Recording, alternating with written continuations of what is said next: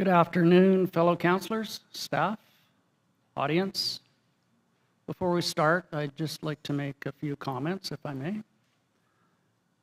It would appear that this topic has garnered considerable interest, and we're glad that you've joined us today into council chambers where the decisions are made by the body that is elected. Each of us makes the decision we make on the interpretation of the staff report that we get before us. With that being said, all I ask for in the public input period is that you be considerate with your comments and have 15 minutes for that, and we will move forward with this special meeting. Again, thank you for joining us, and I will call this meeting to order. Is there any introduction of late items? Seeing none. Oh, Councillor Womacka has one. Yes, under, is it new business? Business arising. Business arising, a statement. A statement from yourself. Yes, please. Along with Councillor Womacka or Austin. And I would also like to acknowledge our gathering this afternoon on the unceded territory of the Subasset people. Looking for approval of the agenda. Moved by Councillor Womacka, seconded by Councillor Austin. All in favor? Not yet, sir. Thank you.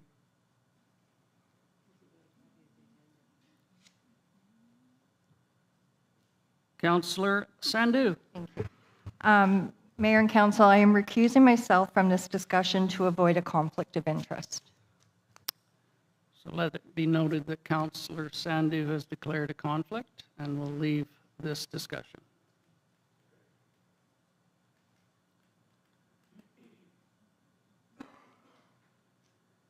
And now we will go to public input only on the items on the agenda. There is only one. So Mr. Thomas, could I have you read out the parameters of the public input, please? Certainly, Mr. Mayor. Good afternoon, everybody. The Council Procedure Bylaw governs the proceeding of council meeting. Section 17.2 reads as follows. The following guidelines apply to the verbal comments from the public on the subsequent agenda items for all council meetings, including committee of the whole meetings. Maximum time allowed is 15 minutes. A speaker is limited to a maximum of 3 minutes. A speaker may only speak once during the public input period. A speaker must restrict their remarks to items that are listed on the open meeting agenda, excluding bylaws and matters which are or have been subjected to a public hearing, and a speaker must avoid personal references, insinuations, or make offensive or disrespectful remarks about another person, and offensive language is not permitted. Section 17.3, the following guidelines apply to the question period for all council meetings, including all committee of the whole meetings. Maximum time of question period is 15 minutes at the end of the meeting. Each person appearing before council is limited to one question per person until all persons have had an opportunity. Then, if there is remaining time, a questioner who has already spoken can ask one additional question plus a follow-up question related to the question. Questions should stay within a time frame of 3 minutes, which includes time for a response from council. Questions will not be permitted on items on the agenda referred from a concluded public hearing. Those appearing before council must state their full name and street address. Questions must be truly questions and not statements of opinions. Questioners are not permitted to make a speech or make derogatory remarks, and those appearing before council should direct their questions to the mayor or chair.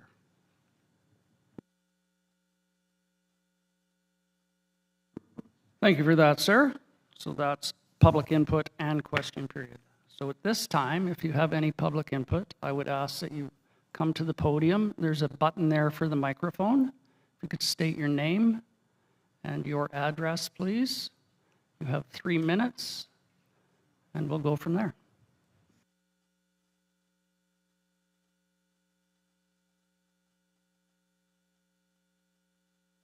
That one? That's the one. Okay. Rod Peters, 258 River Road. My question is to ask why this zoning bylaw has to be amended. Because what the people are doing is they are putting in a medical clinic, and they have already filled out everything to the town, to the place where they want to get an occupancy permit. And I don't see there's any reason for it, because it is a home-based business and it's under a permit number, and I think it should be accepted without even having mayor and council make a vote on it. The reason for my question is the town is in very, very critical time right now, because we don't have a functioning health clinic in this town.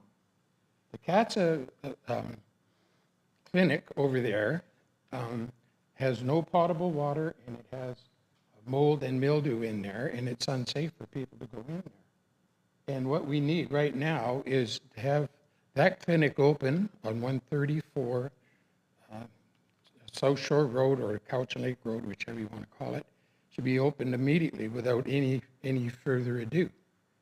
And this is just for the good of our whole town. And we're in a dangerous position right now. So, you got to think about it hard. And you as the mayor and council should think about it very hard too, because this is very dangerous to our community. Okay? Thank you very much. Sir.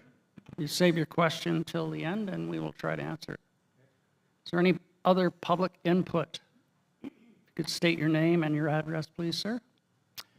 I'm Dr. Greg Siren, 403 Margaret Lane, Victoria, BC. I'm a family physician with a focused practice in chronic pain and mobility impairment. And I've been on call since May to come up to Lake Cowichan every 2 weeks to conduct a clinic here for citizens of the town and surrounding area. I'm doing this because Stephanie Eschuk is a good friend of mine, but more than a friend, she is also a very astute clinician and a superb proceduralist. I'm here to support her, and I'd like to highlight one point that may not be known by many, is that it's my understanding that in the last 20 years, no primary care practitioner has lived in the community, and they've commuted to their practice here in Lake Cowichan. Stephanie Eschuk is a resident of Lake Cowichan, and I think that is what provides continuity of care within a community for somebody to live in the community. So I think that's an important aspect to take into consideration to support the application by Stephanie Eschuk for her medical clinic. And while I'm making note of things important to consider, it's also important to always have a primary care clinician who is younger than you are. I'm 72 in my 37th year of practice. I'm not going to be practicing much longer. Stephanie will be. Thank you. Thank you very much.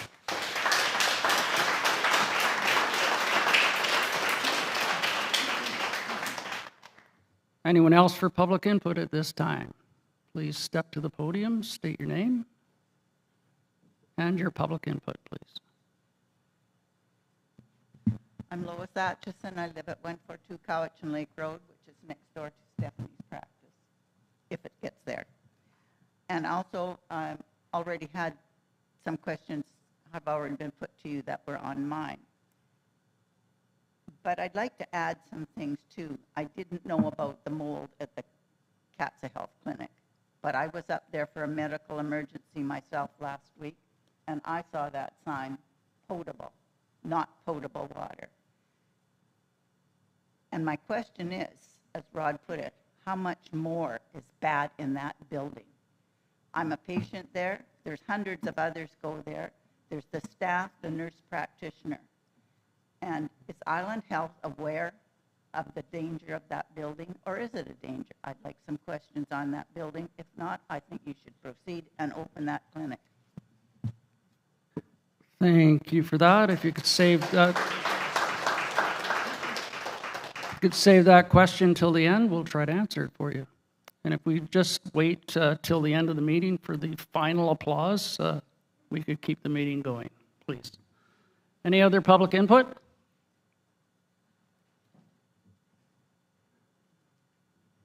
My name's Lauren Sheffer, 75 South Shore Road.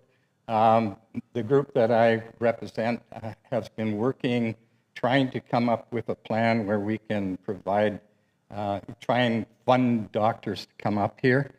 And I'm not a patient of STEP. I certainly support having a full-time doctor in Lake Cowichan. Many years ago, I worked in the ambulance, had an ambulance phone above my bed when I was a kinsman. And we always were blessed by having Dr. Morrow here, who would always beat us to out to Yubo or other areas, and he was already working with the patient.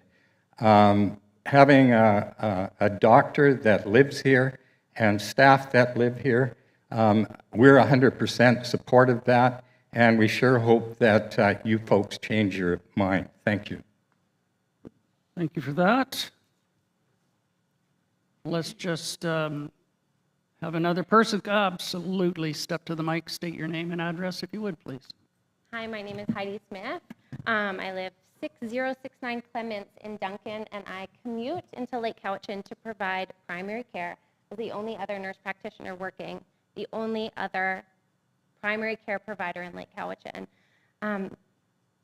The state of Lake Cowichan's health is terrible. It's exhausting. The other staff from our clinic is here today. Every day we have to turn people away who are elderly and vulnerable and literally dying in the community. If there is anyone that has any ideas how to help this, that should be welcomed.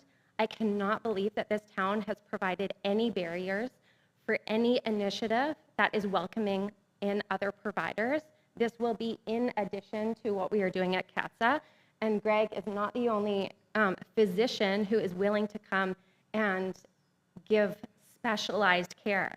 There's other specialists who don't even exist on the island who are willing to come and work out of that facility, and they would not ever be willing to come and work out of CATSA Clinic for a variety of reasons, whether or not it's our potable water, the clinic itself is old. We're doing what we can with that, but there are people willing to come and help members of the community with different medical ailments, and I hope that you guys will not continue to be a barrier for any health initiative in this community. Thank you for that, and please understand that we truly appreciate the service that yourself and the other nurse practitioners provide, and we certainly want to see a solution moving forward. Any other public input?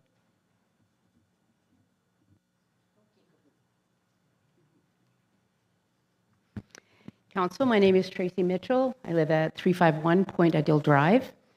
I've always been a believer that what I'm willing to say online, I will also address you at a chance at council. My question is, and part of that is, I have a question of why this has come to the point that it has. It's my understanding directly from Nurse Eschak that she had a permit. Everything that she's done to that building and the land was approved by town, by council, by the former CAO, by town planner. As things changed with building, as it normally does, she had inspections, industrial inspections that she went above and beyond with her own money to make sure that there was wheelchair accessible, there was parking, proper signage, and to cover all the bases that you asked her to cover. There was a council meeting, and all of a sudden there's no's to this being approved. That was a surprise to many people.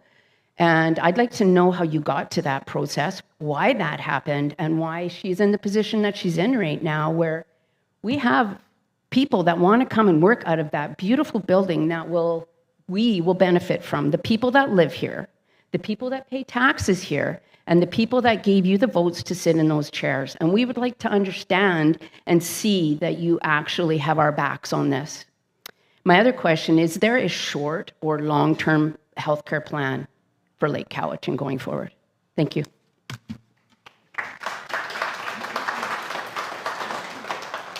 And again, if you'll hold that question until question period, we will answer it for you. Any other public input? Hi. My name's Michelle Lind. I live at 8535 Maple Ridge Road in Yubo. I've been seeing Stephanie for about 5-6 years now. People like me, some of us have certain disabilities. I've recently had a series of back issues.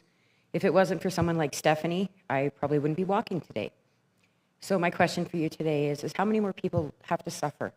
For Stephanie to bring in this clinic also brings a pain clinic for myself and other people to use. And we have a very, very shortcoming with our medical help up here. We need doctors. We need people who can help the young, the elderly. I work in the Yubo General Store. I have elderly people come in every day in agony and pain, trying to get treatment. And again, they say they are vying on this. They need the help. So I think something needs to be done. Everybody needs to stand up. Not everybody can suffer. Again, if it wasn't for Stephanie, I wouldn't be walking today. Thank you. Thank you for your input.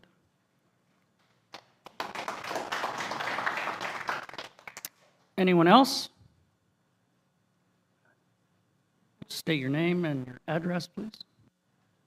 Greg Adams, North Shore Road. My question is, with such a need that has been more than established and you know, I mean, we've been talking about this for a long period of time, the need and the requirement, and for what is provided the community, there is such an upside. I guess my question would be, what is the downside to saying no? I'm trying to figure out why we said no. Appreciate it. Carol Eschak, 7935 Greendale Road. My question is, at what point will we, the people here, the public, have absolute transparency about all that has gone on that has led us here? And I think my question really just reinforces Tracy's question, that there is a lot of innuendo, a lot of online stuff, and conflict of interest. Steph's my daughter, so I'm pretty darn sensitive to what she's experienced with her professional reputation. I know you can see many people here love her, but she's also unwittingly been put into a spotlight that she never asked for. She has done everything right. I think that's fine for us all to say it, but I want to know at what point you will release the transparent background that truly supports her in that, because it has not been released, and I know a lot of things people here don't know, and that shouldn't be. We're public, we should know everything, and we should be able to understand ourselves, make our own decisions up. But we do not have the information, and that has not been made transparent. And there, again, I'll just reiterate, there's been a lot of innuendo, a lot of online gossiping, and I'm sure you're all professionals, you understand that, you know what, that hurts, and that's a very dangerous thing. So, thank you. Appreciate your input. Thank you very much. And I will address that at question period as well. Any further public input? For a second time, we've got two coming up. Thank you, ma'am. Hello, my name is Carolyn Christie. I'm at 6879 Cowichan Lake Road. I sustained terrible injuries from a car accident in Alberta. I've received excellent care there. Since coming back to Vancouver Island, where I'm from, I have not found that care until I found Steph. Steph has had me out of bed off of the couch and capable of helping our family farm again. I believe she is an asset to our community, and I would love to see the votes that were no addressed so that we could have some better understanding. Thank you.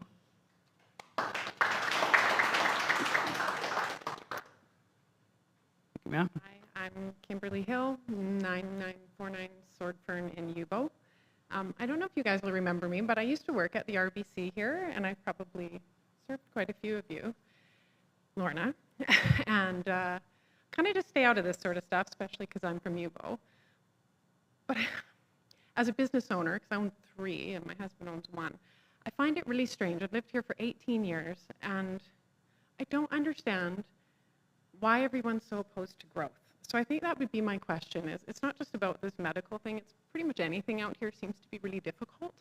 And I'm not sure if you guys have everybody's best interests at heart when it comes to growing this community. Somewhere like Chemainus, Ladysmith, what have you, we have the potential, we always have for 18 years out here. And I guess that's just my question is, why are you so opposed to growth? Why do you make it so difficult?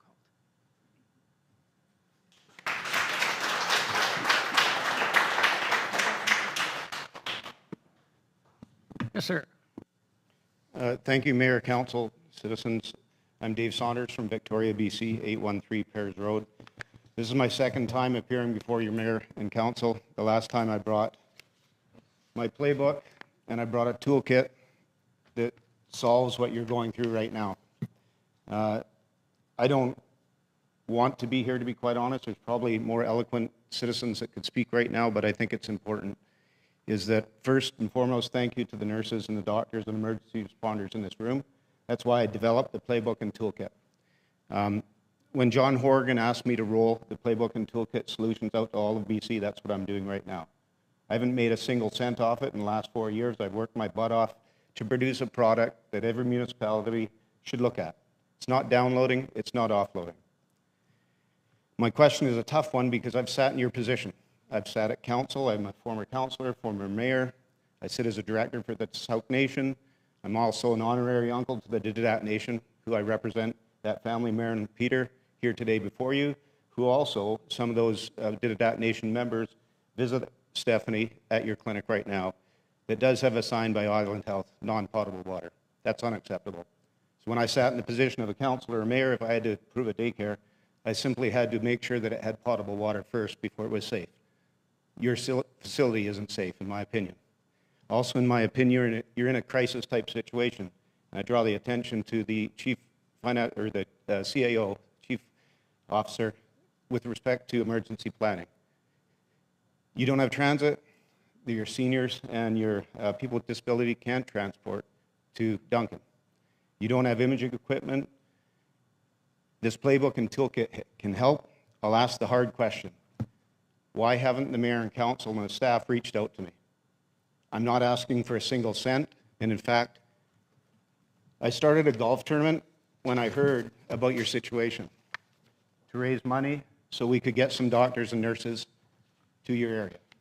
What I've learned through the CAO and a community plan, like a community meeting that we held through our President Valerie of my Community Healthcare Systems Inc. company, is that you don't have a plan with respect to healthcare in your community.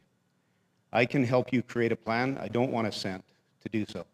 It's about resiliency planning. It's about creating economic development. It's about creating jobs. More importantly, it's supporting your healthcare workers and the people that you represent. Again, it's not about offloading. I'm living up to a promise of John Horgan. I didn't have to travel up to Cowichan twice. I didn't have to waste my valuable time with my grandkids or my parent, my dad right now that I'm caring for that's 90, that I started this playbook for because the nurses and the paramedics saved his life. I can help you out. My team can help you out. It's called collective impact. It's called resiliency planning. And in defense of your mayor and council, I can say that it's a very tough job. But what I can say is everybody's normally finger pointing at the province or Island Health or the federal government to do a job that starts in community. Lake Cowichan is an amazing community. I grew up here falling trees when I was younger. I know many fallers that have passed away. I know a lot of the community members that are here now. That's why I'm here representing people that asked me to come here again. So I'm here to offer my support. I don't want to send. And hopefully we raise some money. I'll leave you with some information about the obligations of the community, reflective of creating healthcare resiliency, and also my pamphlet for the golf tournament. It's at Cowichan, Storm and Norman. I have 70 golfers right now. We need 144. We're trying to raise money so we can get some family doctors. Thanks.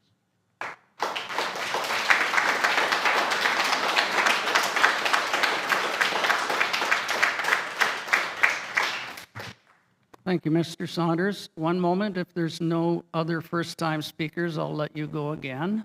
Any first-time speakers? Seeing none, please. I just like to add a couple of things and ask, it's part of the CATSA Clinic. In case some of you don't know about CATSA Clinic, probably it was built by the Kinsmen with a lot of community effort. And I've been in this community 65 years plus. I've lived in the same house for 50 years. That CATSA Clinic was open when my daughter was little. She's now over 50. My granddaughter goes there. She's over 20. That clinic has had its spell. I know a lot of you don't know where it is even, unless you're a patient of Stephanie's. And I agree, she's my patient. I'm her patient, and she has put me through various pain clinics too. And as a senior, I think we really, really need her. And any of you that have not got a doctor, put your name down for it.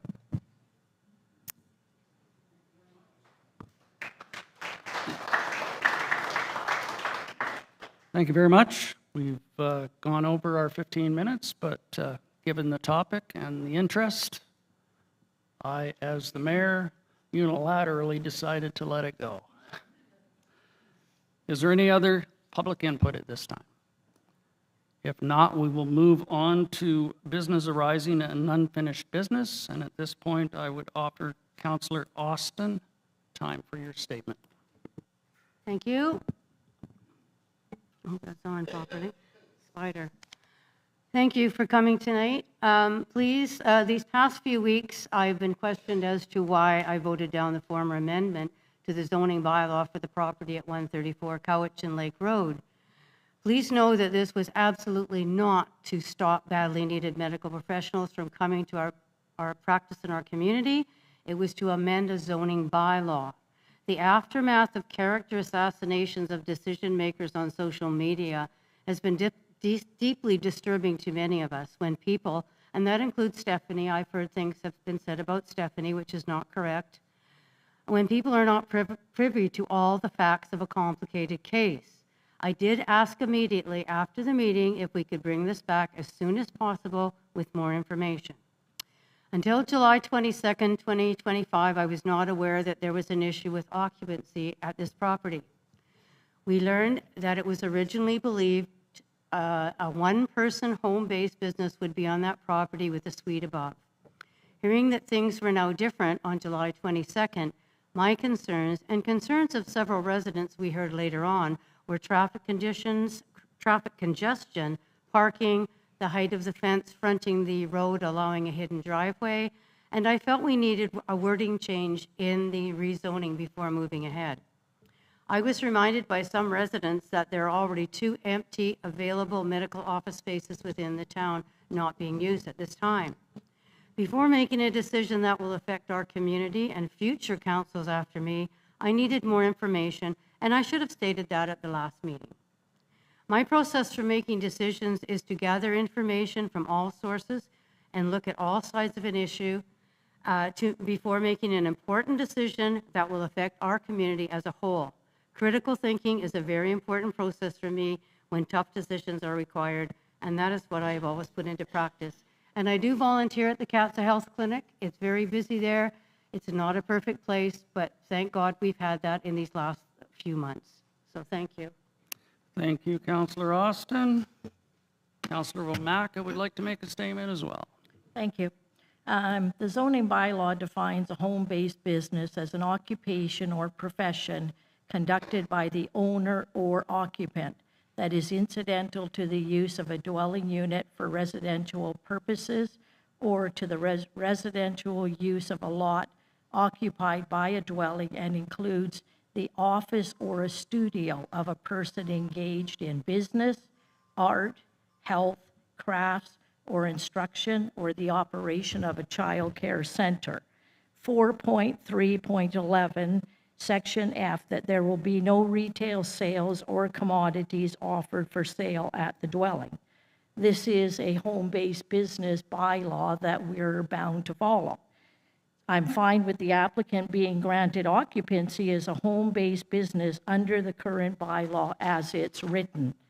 The applicant has stated a desire to have other health professionals provide services at the same location, as well as provide sales of products or commodities. This now changes the use from a residential home-based business to commercial business, and in my opinion, should be zoned as such. Since the prior council meeting, I have had emails, in-person discussions, and phone calls from members of the public that have personally thanked me for making the decision I made. Most recognize that this is a zoning issue and not a doctor shortage debate, as has been portrayed in the public. Many commercial property owners have voiced their concerns that any property conducting business should abide the bylaws, as they all do. My question for clarification to the applicant, even though I see she's not here tonight, is, are you a home-based business providing your services, or do you wish to be zoned as a commercial business? This is my reasoning for not approving the zoning amendment bylaw as of August the 19th, and this is solely my decision and does not reflect on mayor, councillors, current staff, or any former staff. Thank you. Thank you, Councillor Wamaka. Now we will move to staff reports. Ms. Reynolds, welcome.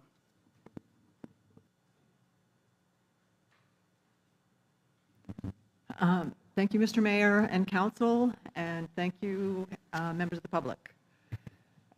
So the report, the staff report is asking consideration of zoning amendment bylaw 1122, 2025, and to grant first, second, and third reading to amend bylaw 1055, 2021. And specifically in the general regulations, section 4.3.11, under the home-based business section, to add a subsection J that reads, despite any other provision in this bylaw, a structure, in parentheses, medical services as shown in building permit 06-2024-19 is deemed to be a permitted home-based business at 134 Cowichan Lake Road, which is legally described as Lot 1, Section 6, Cowichan Lake District, Plan VIP 5853. The subject property is zoned R3, which is the residential traditional urban zone. It's approximately just over 1,600 square meters in size, and it's located in the highway corridor neighborhood pursuant to the official community plan.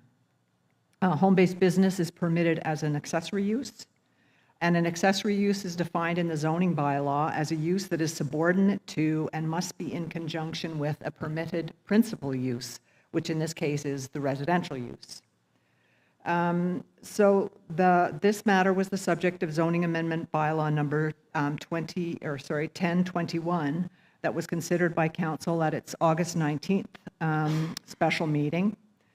And that staff report is forms attachment 1 of this staff report. And at that time, as council is aware, that bylaw did not receive any readings.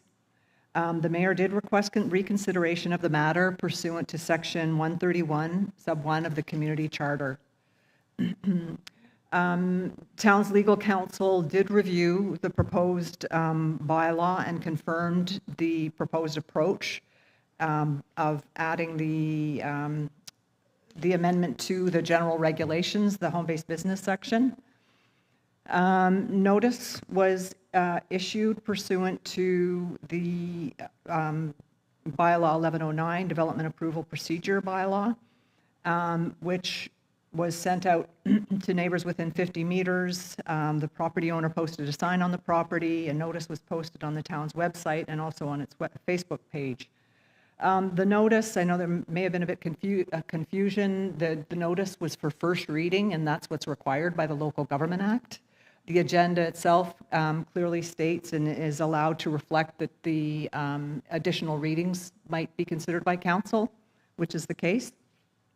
We received 2 letters, and one of the authors, Lois Atchison, spoke, and another letter was from Charlotte Heath, and she expressed support for the proposed amendment. Oh, we may have, yeah. So we received the 2 letters, and so just to reiterate, home-based businesses are permitted, is permitted in the R3 zone.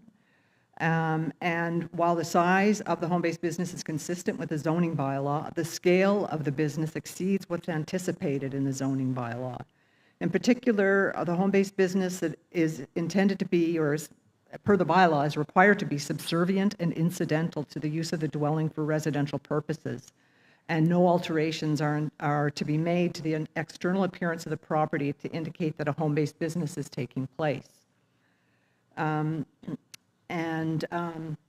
However, there is the ability to provide this zoning amendment to allow for this exception in this instance, as is proposed in zoning amendment bylaw 112225 to amend zoning bylaw 1055 2021, and that is to amend section 4.3.11.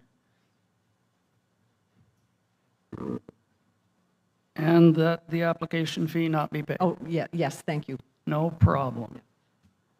Do I have anything else from our CAO to add to that? You're fine? Good?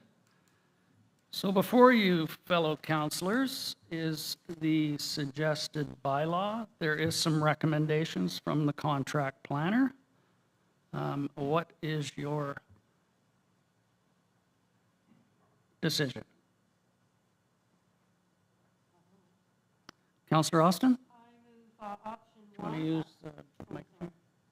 I move option 1, that council proceed with first, second, and third readings of the zoning amendment bylaw and not require the applicant fee to be paid in the circumstance. We have a mover. Do we have a seconder? We have a seconder. Would you wish to speak to that? Sorry? Would you wish to speak to that motion, or are you fine just moving? I'm fine. I had something at the end. I just had one addition. Councillor Frisbee. Yeah, I think this whole situation's been pretty disappointing, and it kind of highlights everything that is wrong at the moment. I thought we had a motion on the floor. I second it, so it's been, oh, sorry. It's on the floor. Sorry. I think what I've noticed is in this town there's a lot of organisations that have long-standing staff or people that are running these things, and I find that we're quite allergic to change. And I think this is probably a testament that councillors don't talk to each other before meetings. But I would guess that people are struggling with that change. This is not the first landmine that staff have discovered from previous staff, and it's not the last. And I think that they have come up with a solution for this. It's also very painful when communities stand up and say, hey, you don't prioritise healthcare. I mean, 4 months ago, we had a doctor in here who was retiring, and we came up with so many solutions. We've had other organisations in here, and, there was 4 members of the public at that meeting. But now we have a petition saying you guys need to focus on healthcare. So it does hurt a bit coming from the public saying that, you're not focused on healthcare when we're trying our best. But it's great that it's unearthed some other avenues. And, hopefully this does get passed through tonight, because this isn't the way that I've seen it. It's not a healthcare issue, which it could be insensitive to some, but that's the way we've got to look at it. I think it's unearthed a couple other issues too, like the Advisory Planning Commission, there's been a divide between council and the APC for a long time, and I realize it's an appointed position, it's not a voted-in position, but I mean, when we were going through these situations, we can't have communication come from the APC who are linked to our town. You know, we've got one person on there that thinks they're the unofficial spokesperson of the town. There's another person who's sharing so much misinformation. There's another person that's saying we should have a town hall so residents can vote on this, the council doesn't have to. We have to get on the same page. And I don't know what, it was before my time that there's a separation between that. And I don't know what that is, but we have to fix that. And then just, I think Councillor Austin touched on this, the treatment of council over this issue has been pretty terrible. You know, some people have said they're going to boycott councillors' businesses. Some people have not been invited to public events. Some people have called us corrupt. Some people should all be fired. I just want to point out there's 4 seats of this council and there's 5 people running for it last time. Because 90% of the time, this is a terrible job. Like, you might get patted on the back 10% of the time, but the rest of the time, it's not good. So I understand people's frustrations with this, but at the same time, if we keep up this treatment and we don't engage with our community, I mean, we're going to have an election in 14 months, and you're just going to have, you know, Facebook heroes and retired people that have no hobbies running for council. So what I would say is I encourage people to get involved in what we're doing. And pay attention when we're doing it. And I realize the communication hasn't always been great, but the communication coming out of this office at the moment is the best we've had in 27 years. So help us along the way.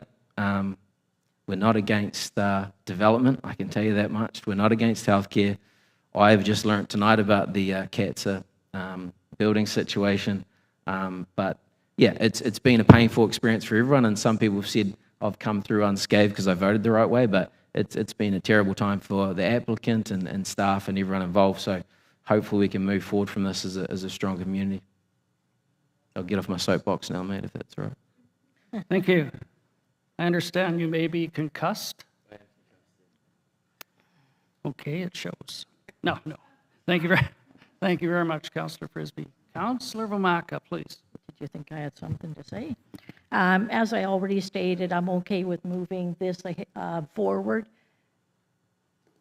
as a home-based business. My concern here tonight is that now that we have brought out deficits in the CATSA Health Unit, that we end up having that closed down, and now we're left with one nurse practitioner with a part-time doctor, perhaps RN, I think, that might be at that clinic. And so we're doing a disservice to attracting more people here. And we may end up with, we have Yubo, we have Massachi Lake, we have Honeyboon Bay, we have Nitnat, plus the residents of Lake Cowichan, all now going to one small clinic that is on the main road. And my concern now is, can that clinic be able to handle these many people? So that's my only concern, is how I'm black and white. As Mayor Forrest told me in the beginning, I read the bylaw, I see the bylaw, and that's what I go by. I don't get personally involved. It's what is before me in black and white. And that's what I see when I make that decision tonight, is that it's a home-based business. The applicant has the option to be a commercial business, but for some reason, I don't know why they've never gone that route. I have no idea. We don't know. See, and that's the public perception, is that from the minute that she got that application, it comes to council, we look at it and we approve it. We don't. This came before us, as the mayor will tell you, probably a month to 6 weeks ago. Thank you, Councillor Vomaka. Follow-up, Councillor Frisbee? Yeah, just some of those statements. I mean, obviously an office has a capacity with the practitioners there, but to say that they should have upzoned this already, that's misinformation as well. We've been shown saying that this, from start to finish, no one ever said rezone it. They said home-based business. As I said, it's a landmine that's come, and to say that the applicant should have upzoned, is misinformation.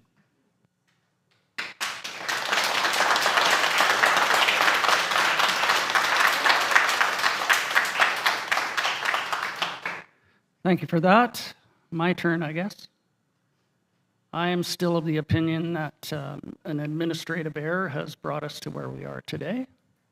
And the reason it comes before council is because it's an allowable use amendment within the R3 zoning. It is allowed as a home-based business within your primary residence, and it does fit, oh my goodness. You have mail. And it does fit the square footage of a home-based business. I totally accept the professionalism of the nurse practitioner and appreciate what they do to accommodate the needs of over 6,600 people in the West Cowichan area. But this will not give one person in this room or in this community a general practitioner doctor. We have to work on a long-term plan. With the toolkit from Mr. Saunders, we have taken that into consideration, but we are not Colwood. We cannot accommodate bringing a doctor onto the payroll of the town of Lake Cowichan and building a clinic with 87% residential tax base, with a salary of $280,000 a year for the clinician in Colwood. That would be 10.79% tax increase year after year after year. We have to find another alternative, and we are looking at collaborating with the First Nation moving forward. We have meetings coming up with the Health Ministry on how we can accommodate a path forward on a long-term plan. This is a short-term solution for the needs that we have right now. And we will move forward with a long-term solution with the help of not only the Saunders Foundation, but also the Cowichan Lake Community Forest Cooperative, the Subasset First Nation, and any other entity that wishes to help us. So we are doing what we can with the tools that we have, and we're not going to complain about its senior levels of government that are responsible, because we need the care, and we know that. Thank you very much. So we have a motion on the floor for first, second, and third reading and not require the application fee to be paid. Shall I read the whole recommendation? No need, it has been read. I'm going to call the question. All in favor? Opposed? Let the note show, please, no comments. It's entirely her decision on the information that's provided to her and her interpretation of it. I appreciate all of us making that decision with the best intention. I will just deem that this has passed first and third reading, and I'll move to you, Councillor Austin. I just had one note. I'm still a bit concerned about the height of the fencing around the driveway, because it is a hidden driveway, and people walking by there are saying that. So at the end, you have a question at the end. I just want that noted, that I'm concerned about that. That's all. Okay, is that it? Yeah, Thank that's you. all. So with that, we will move on. No new business, no mayor's report. Now we have question period, and that's a similar application as the public input. If you do have questions, we have 15 minutes. You have 3 minutes per person. Up to the podium, your name and your question. We'll try to answer it as best we can. Lois Atchison, 142 Cowichan Lake Road. The fence, logging trucks are bigger than that fence, and they plug my whole driveway. So I don't know what your problem is. Do you have a question, The ma'am? other neighbors. Let's not debate. Do you have a question? I want to know your problem with the fence height, because is that not a legal height? I believe it does conform with the height required, or is it excessive? Well, to clarify, for a residentially zoned property, the fence height is 1.2 meters, 4 feet. I do believe that exceeds 4 feet. I haven't. Thank you. Any other questions from the public? Just a comment. Seems to me there's an issue here with listening to staff And it seems to me that you have a building inspector that passed that fence. Thanks a lot.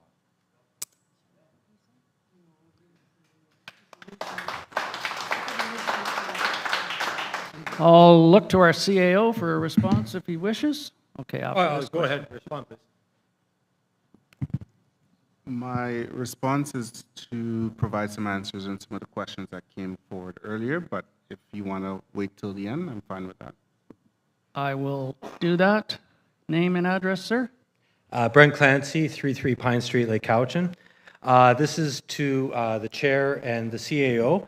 It's my understanding that the town of Lake Cowichan received $1.9 million from the Growing Community Fund.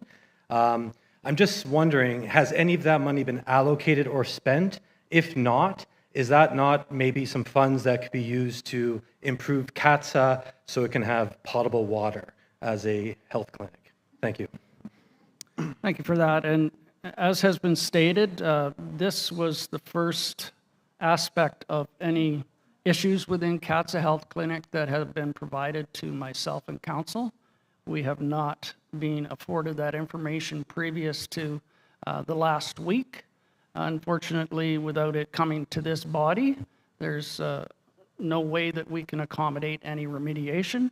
Now that it has been brought forward, I'm sure it will be top of mind in the discussions that we have between the CAO and myself, how we can remediate that and make it at least safe.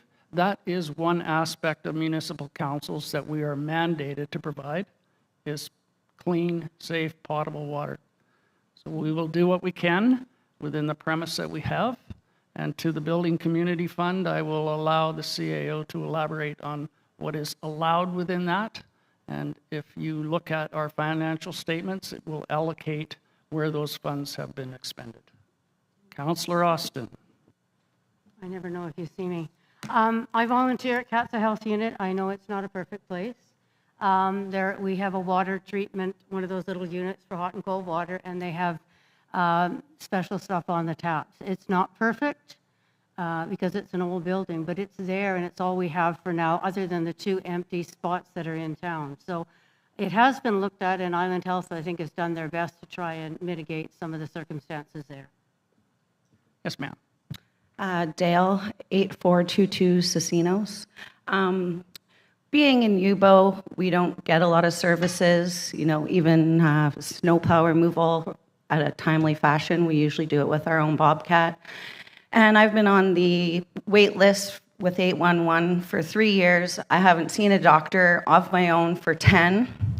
And I just wonder, the last council had put up, or whoever puts up our property tax, it went waterfront up 30%. Yeah, we fought it, but still, we pay high price, yes, for waterfront, but I mean, why can't we, did she ask for any money from the town to make her clinic or anything?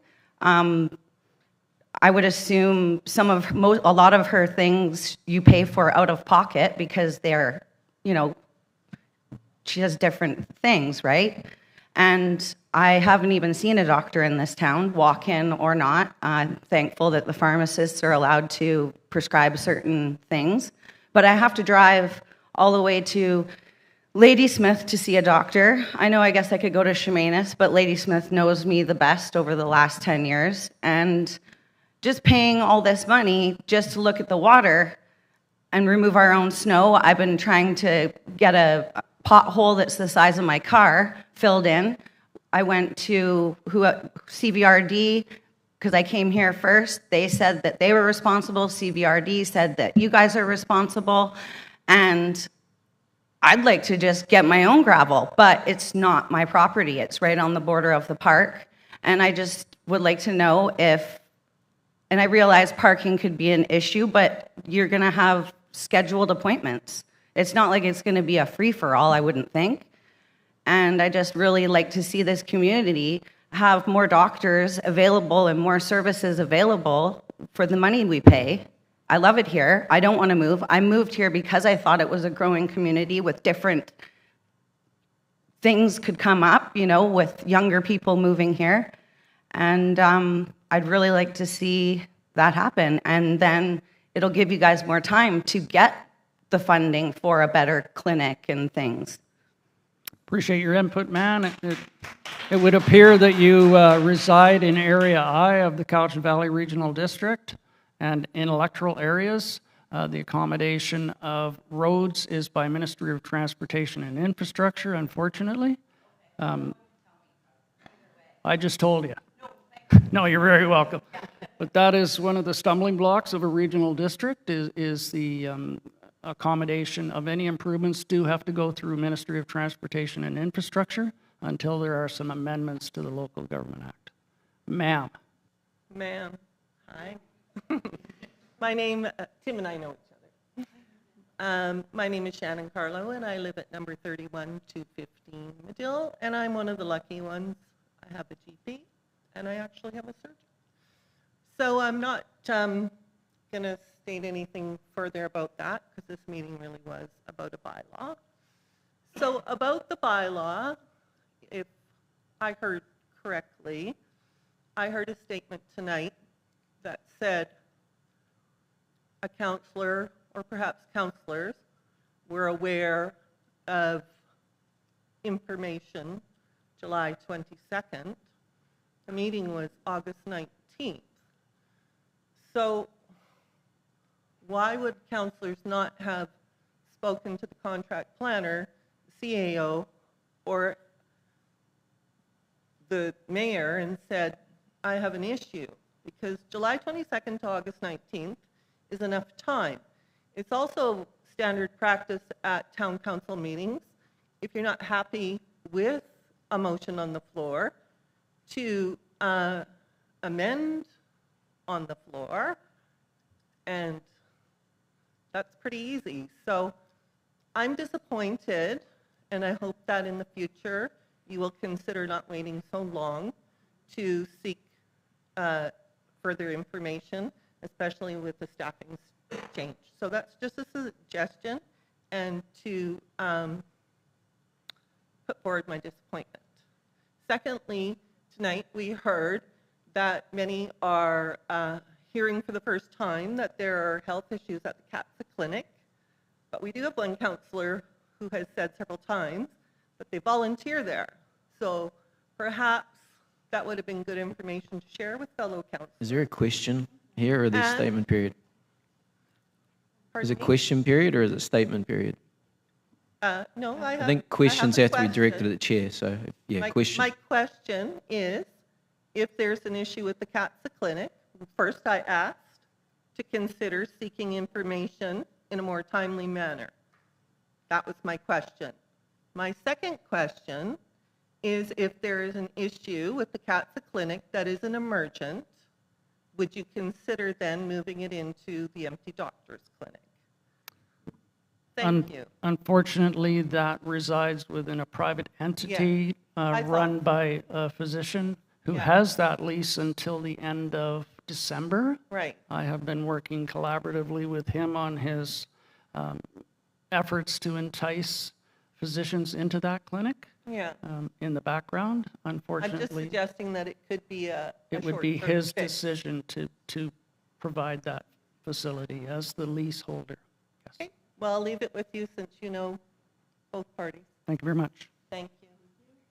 And with that, just to be, let's not debate, please, please.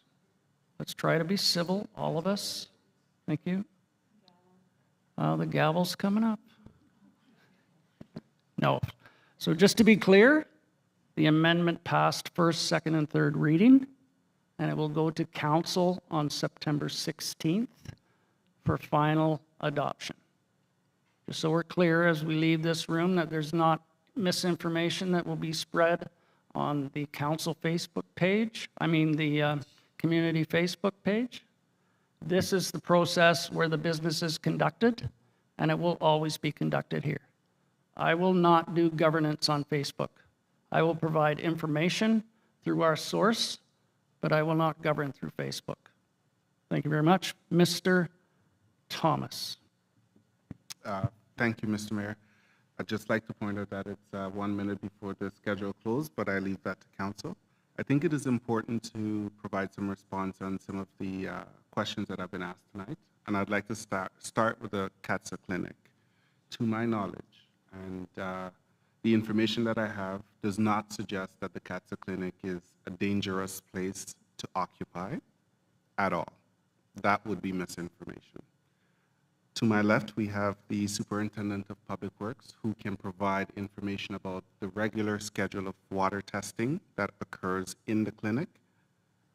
And he will provide that answer in a moment here. But I'd just like to state that if a building that is being currently leased by the town to VIHA, Vancouver Island Health Authority, is of sufficient concern to the health authority, they will be, I would imagine, the first entity to contact the town to discontinue the use of that building.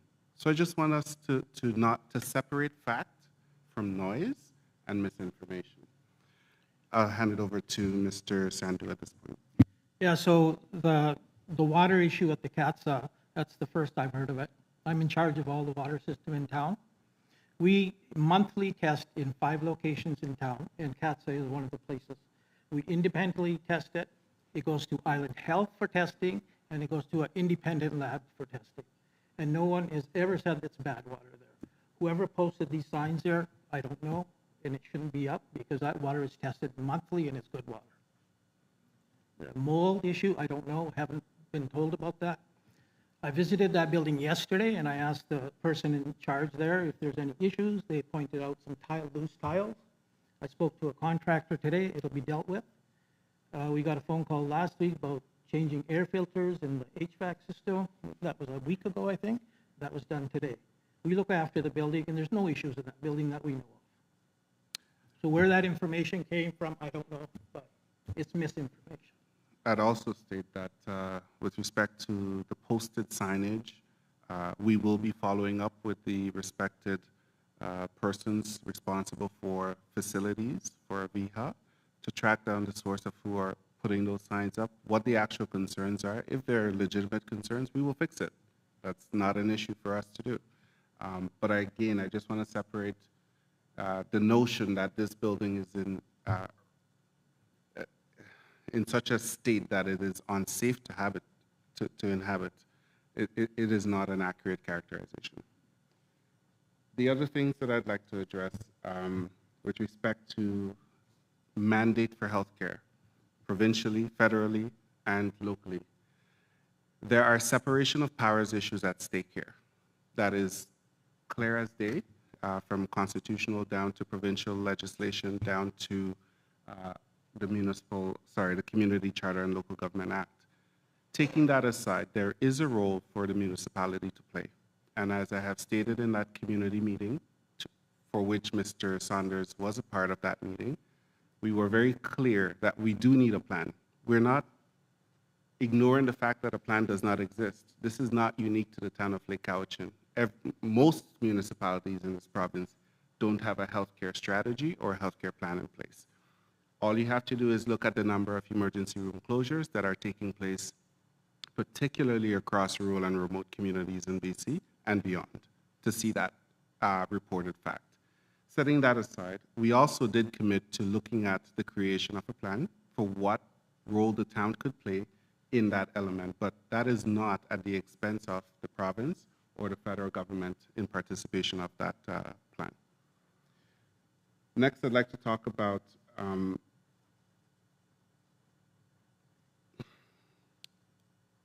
the transparency comment.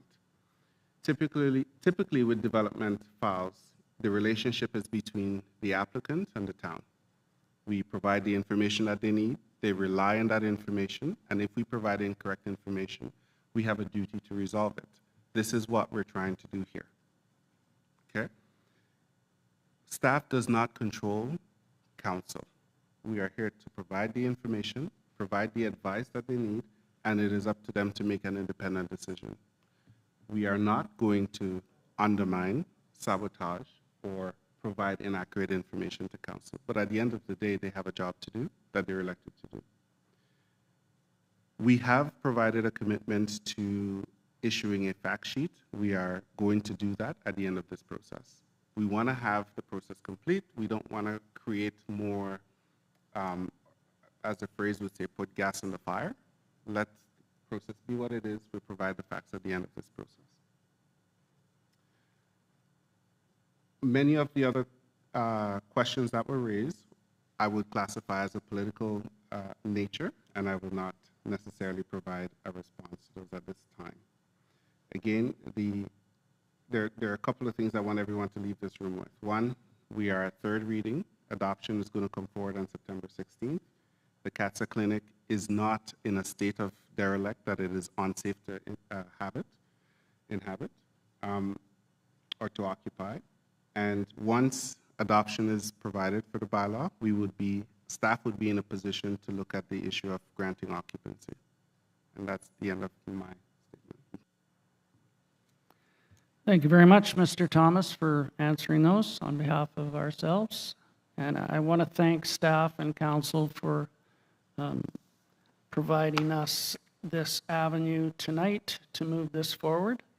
We did suggest right from the start that we were looking for a solution to this, and I believe we have accommodated that. Having said that, we are usually on hiatus in August. We did come back to deal with this in a timely manner, trying to expedite it. So I think we should take October off. No, having said that, we appreciate you coming today and showing your support and your involvement in the community. And let's have at least 5 or 6 people at future meetings so you understand the process. So you understand when you put your name on the application to become mayor or councillor, what it involves. You have to be an expert in everything, but not know anything. With that, I will call the meeting adjourned. Thank you very much, ladies and gentlemen.